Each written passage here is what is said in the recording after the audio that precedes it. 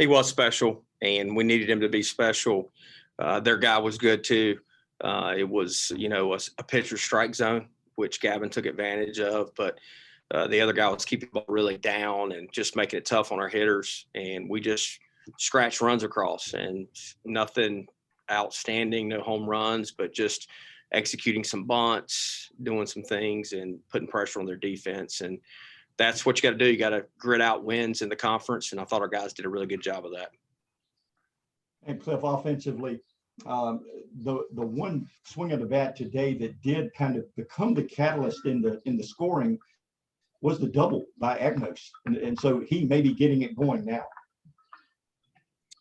Zach and I have been working a lot, and Zach is, a great player. And the one thing, even when he's not swinging it great, he walks. But today he was able to get a swing off. We had hit some early around 11:15, and he's continuing to get a little bit more comfortable in his swing and just go up there and believe. And but he was great today. And, Ryder had a squeeze, and a lot of guys had tough at bat. Starling had a big walk. Franny had a big swing, but Matt got us going with just a jam shot that just put pressure on their defense. And those things are all important.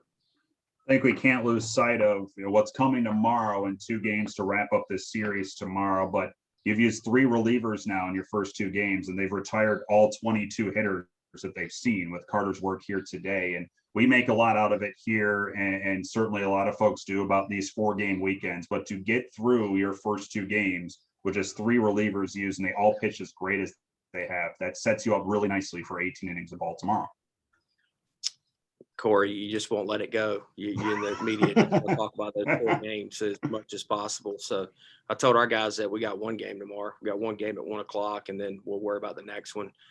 Yes, it's nice to have on paper your bullpen, but you still got to go out there with your guys and be able to execute. Carter Spivey did a tremendous job today executing his pitches and look back to his form, and that was really good to see. And Saylor was, tremendous yesterday, just the extensive amount of work, and he won't be available tomorrow. I'm sure he'll want to pitch, but we're not going to pitch him tomorrow. So that's one less. And, but Mayhew, Cam, Bridgie, and others will be down there ready to go tomorrow. Coach, a really impressive effort by your guys here today. We will talk to you tomorrow. Thank you, guys. Thanks, Corey. Thanks, Coach O. Thank you. Okay, we'll open up the questions for Coach Godwin now for everybody else. Coach, the evolution of Gavin's hard breaking ball, how much of a difference has that made this season? Yeah, his slider is it's really come along. He's been working on it for some time now, but at times it would be good, and at times and he's just got a good feel for it now, and it's really causing hitters a lot of trouble. And when you're throwing the ball 95, 96 miles an hour and you're moving the ball in and out, and then you got this slider that it breaks late. So it's not like they can sit on it. And if they sit on that, then you still got the 95 in your back pocket. And he actually flipped in a couple breaking balls, threw a couple good changeups to lefties. He really had, in my opinion, his whole arsenal working today at times, which it just makes it really hard on hitters because you can't sell out for one pitch. What about the consistency he's had this season? When you look at his career and injuries and kind of up and down, he's strung together star after star after star and been good. I mean, how much has that impacted him just kind of stringing these things together? Well, Ronnie, the one thing I hope kids learn in our program, and I heard Roy Williams, talking about his retirement and the opt-out and people quitting, is that in life, bad things happen to good people all the time. And I want our kids to learn how to handle adversity. And Gavin's been given some adversity that wasn't his fault. He's always worked hard. It just has been, unfortunate. I guess you can call it luck, but bad things happen to good people all the time. And for him to persevere through those things has allowed him to be what he is today. And look, if he hadn't broken his finger last year, probably wouldn't be back this year. And I'm not saying that from a selfish standpoint. Gavin knew that he had my blessing to do whatever he wanted to with the draft last year, but he wanted to come back and prove to people that he could start.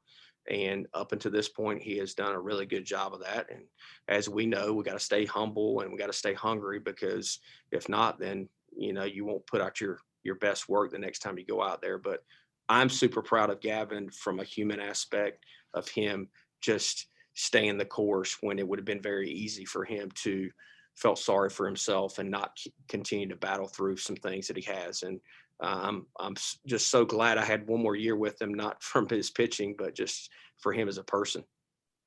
You talked about getting it going a little bit earlier in the game and not wait until the latter innings to hope something great happened.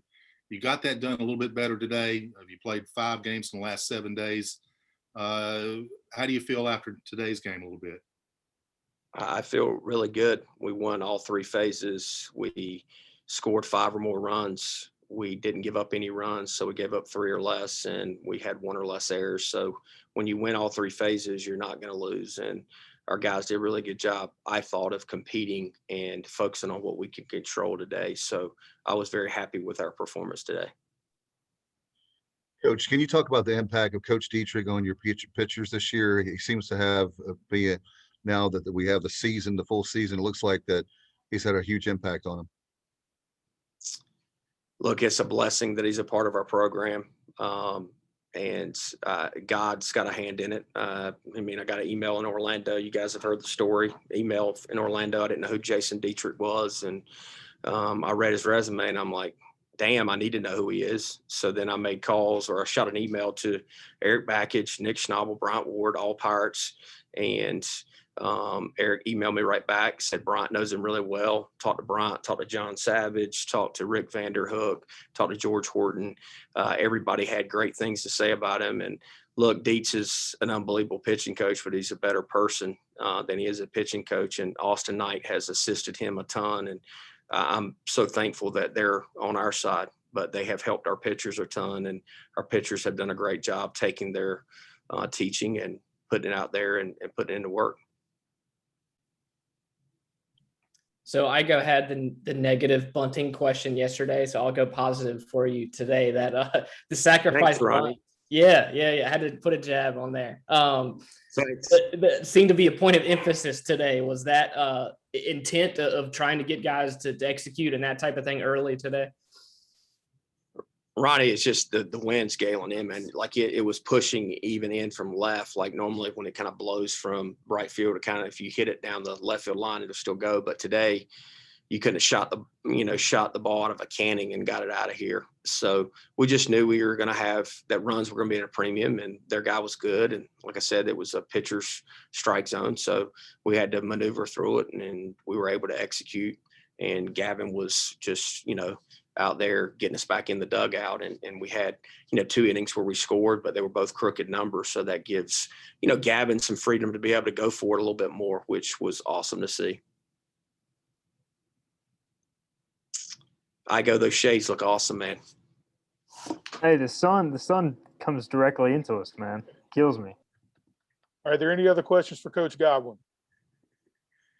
Thank you, guys. I'll let you talk to the man right here, Gavin Williams.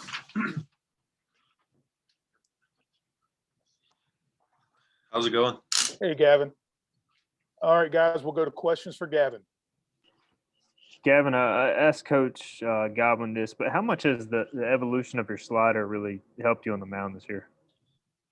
Pretty good amount, honestly. Throwing it every day. Dylan Lawson should get the credit for it. He's helped me out a lot with it. He showed me like where to grip it and everything like that. So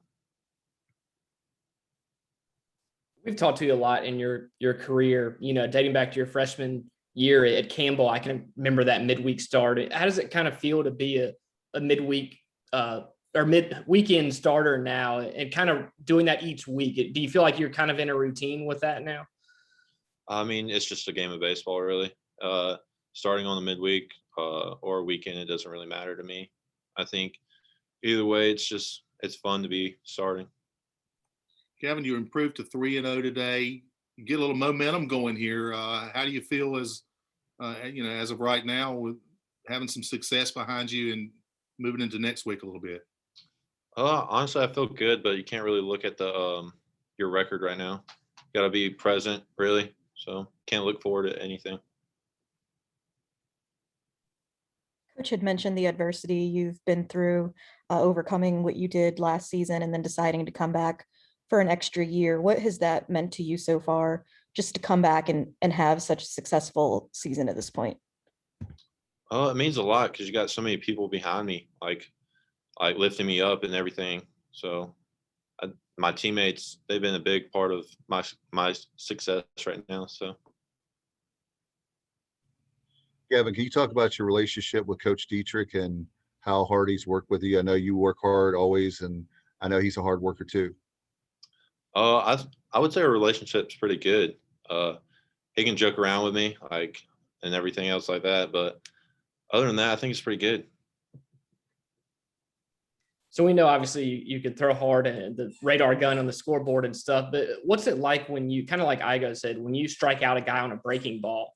Does that almost feel better now than striking out somebody on 98 or 99? I mean, just that breaking pitch and using that effectively, how does that make you feel as a pitcher? Honestly, it feels the same as striking somebody out. A strikeout is strikeout to me. It doesn't really matter. Gavin, when you got into the seventh there, you worked into a bases loaded jam, but Carter Spivey came in and just shut things down from there. Just how big was that for him to come in after you and settle things down? Oh, it was really big. I had faith in him. He's done that all year, so it doesn't really matter who comes in. I knew he's going to close the door no matter what. What does it mean to have ECU fans behind you and cheering you on the way they did after your performance today? Oh, it means the world. We got the best fans in the nation. I don't think anybody else I don't think any other team in the nation, their crowd does that for them. So it's kind of awesome seeing all those people stand up and clap, everything like that.